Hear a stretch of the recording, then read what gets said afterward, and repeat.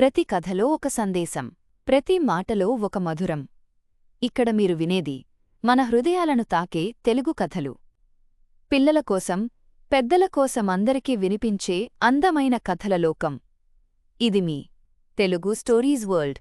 ఇది 1942 ఆగస్టు నెల.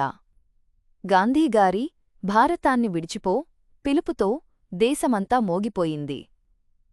ఈరోజు మనం వినబోయే కథ ఒక చిన్న గ్రామం, ఒక చిన్న బాలుడు, కాని గొప్ప ధైర్యం. 1942 ఆగస్టు 8వ తేదీ. బాంబే నగరంలో గాంధీగారి పిలుపుతో వేలమంది గుమిగూడారు. British India go back, Vande Mataram అనే నినాదాలతో దేశం మార్మోగింది.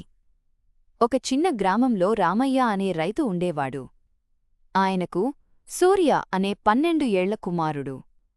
ఆ రోజు పట్నా నుండి వచ్చిన వార్త, భారతాన్ని విడిచిపో ఉద్యమం ప్రారంభమైంది. సూర్య ఆనందంతో పరుగెత్తుకుంటూ నాన్న దగ్గరికి వచ్చాడు. నాన్న, మనం కూడా ఏదైనా చెయ్యాలి, మన దేశం స్వతంత్రం కావాలి. రామయ్య ముసిముసి నవ్వుతూ అన్నాడు, పోరాటం కేవలం తుపాకీతో కాదు, ధైర్యం ఐక్యతతో కూడా గెలుస్తారు బిడ్డా. మరుసటి రోజు గ్రామంలో సభ ఏర్పాటు చేశారు. పిల్లలు, మహిళలు, రైతులు అందరూ జెండాలు పట్టుకుని నినాదాలు చేశారు. వందే మాతరం, భారత్ మాతా కీ జై. అప్పుడే బ్రిటిష్ పోలీసులు వచ్చి వారిని అడ్డుకునే ప్రయత్నం చేశారు.